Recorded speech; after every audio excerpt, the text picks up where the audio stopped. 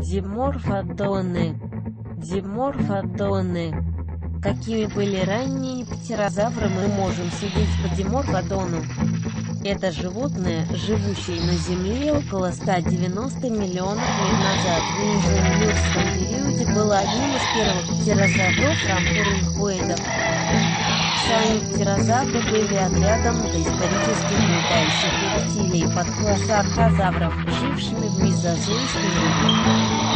Название вида происходит от латинского слова «птеросаврия», что означает «летающие ящеры». Крылья летающего ящера представляли собой складки кожи, натянутые между боками тела. Животное имело очень длинный четвертый палец на передних конечностях и в грудном отделе, как у птиц. Ученые полагают, что вытянутые в клюв челюсти могли иметь ряды зубов. Существовало два подотряда птерозавров со свойственными только им особенностями. Птеродактили имели широкие крылья и совсем короткий хвост.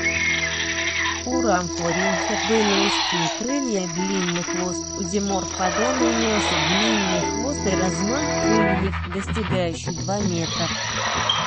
Длина тела от головы до кончика хвоста составляла 1,2 метра. Особенностью этого вида летающих ящеров было то, что на довольно маленьком и коротком теле располагалась удивительно большая голова, примерно 30 сантиметров.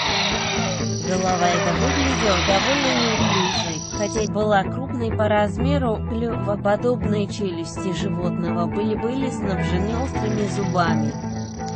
Наряду с большими когтями на задних конечностях у диморфодона, как и всех прочих птерозавров, на крыльях тоже имелись когти. Длинный хвост летающего ящера указывает, по мнению ученых, на принадлежность диморфодона скорее к примитивной группе птерозавров, к рамфоринхам. О принадлежности диморфодона к более примитивной группе птерозавров, к рамфоринхам, свидетельствует наличие у диморфодона относительно длинного хвоста.